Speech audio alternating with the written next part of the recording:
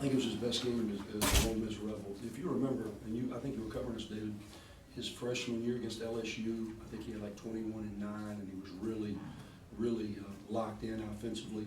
But tonight, based on the circumstances, the enormity of the moment with this historic night in our program, he really stepped up and made hard plays. That was a hard game. Alabama's a good basketball team.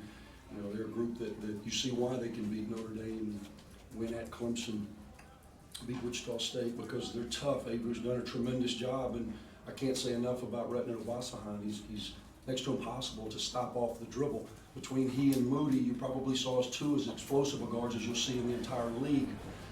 But Cephas was the guy that galvanized us, made hard plays through contact, kept balls alive for us, and really was the difference in the game.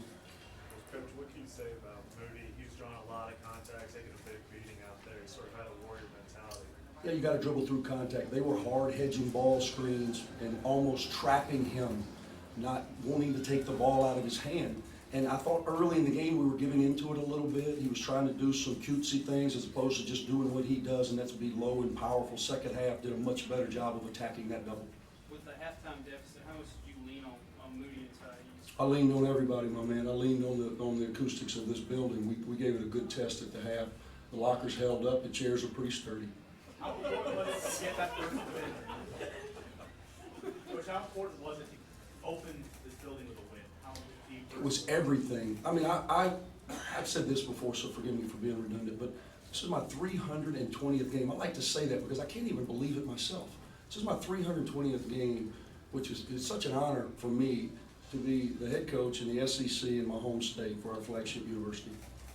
And I honestly felt more pressure tonight than I did when we were in the SEC championship game, than I did when we were in the NCAA tournament. And I didn't feel that up until I was standing up on the sideline, because I did not want to let these people down. I mean, we've never had a game like this at Ole Miss. You know, this has never happened. I actually saw students running to the game, not away from the game. This is historic, and so I did not want to let them down, and I would have felt terrible if we wouldn't have got it done. You obviously were excited about the arena the other day when you had a media opportunity and you guys practiced. How was it from your perspective? How different was it? The energy was tremendous. You know, we've got a pretty short bench when it gets crunch time, as do they. That's not an anomaly unless you're at a blue blood school. So, you know, we're gonna kind of play our dudes, and I like my dudes. I wish we could develop a little bit more, but I think the energy in the crowd, in the building, allowed them to play the way we did down the stretch. It's very difficult for me though, because eye contact's not real big in this generation. If you notice that meal with your children, they don't want to look at you. I may have to start sending them text. I wonder if that's legal, let them carry their phones, because I was having a hard time to get them engaged with me. Usually, you know this and Tad Smith, I mean, I can talk at this tone and everybody in the building can hear me. So those days are over as well. So I've got to work on some of that as well so that we can get the message sent, especially in the first half. In the second half, we can control our offense a lot better because it's in front of me. In the first half, I thought we lost our way a little bit. Grabbing the mic at the end, was that planned or just spur of the No, it was spur of the moment. That was pure passion. That was pure appreciation, and I wanted to express that. And you double teams and Ask Daniel. I almost gave him a heart attack at about the 6-second mark when I asked him to get it. He got it done though. He's quicker than he looks. Cajun. teams sending two guys and trying to get the ball out of Moody's hands. Obviously, teams are going to do that. Do y'all practice that? We do. You wouldn't know it. Yeah. You know, I can understand the question, but we do practice it, and we just got to be aggressive.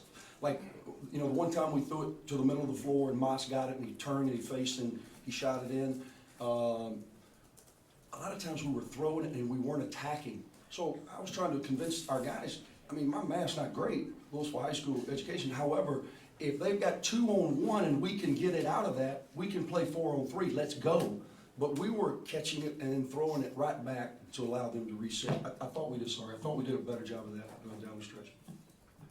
You said you were nervous. Did you sense your team was a little tight? Apprehensive. I thought Alabama early were a little tight. You know, I could tell they were missing some shots, and then they got into rhythm.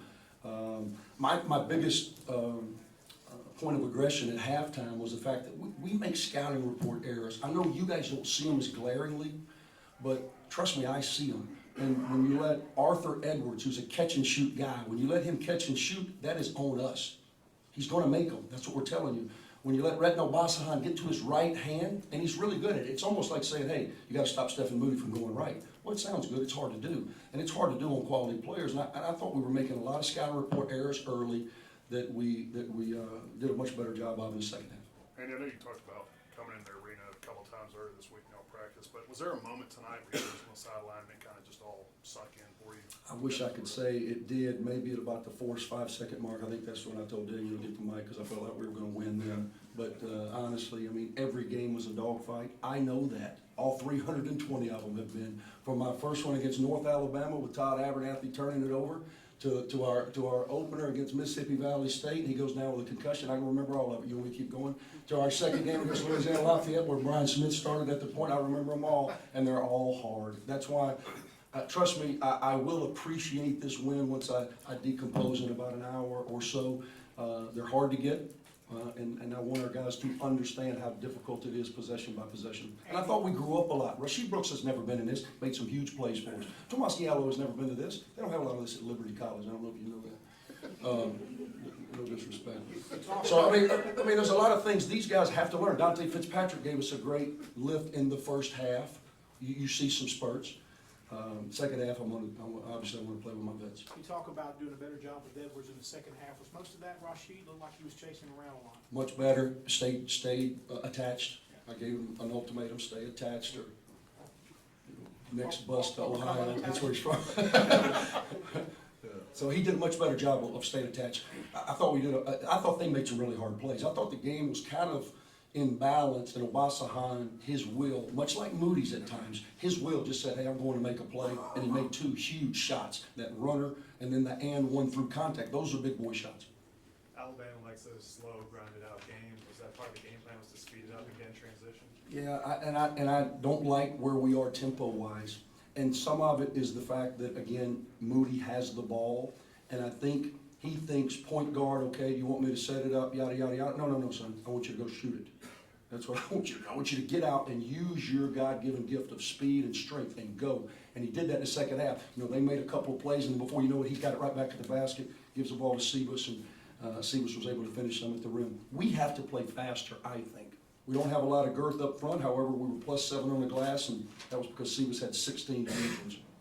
Moody had his 9th consecutive 20-point game. What's working for him? That's something that hasn't been done in 25 years. Just being aggressive. You know, he's 3 for 9, 2 for 5. I'd like to think he's better than that, but he gets to the foul line 16 times just by getting his angles right. Then we work on that, and for him to attack. He's very difficult. I always tell him, you're never going to be the guy that plays, even though you're super athletic. There's going to be people more athletic that can play higher than you, but you can be the lowest playing guy in the country. That's what I want him to be. I want him to play low, and he's unstoppable when he plays low. Hard to come down from this in a quick turn against Georgia. It is, but you know, it is what it is. When I looked at the schedule, it helps you on the front end, hurts you a little bit on the back end. That's why tonight was so important. But I saw they were still screwing in the seats at about 7:59, so I think we needed the extra day. Thank you.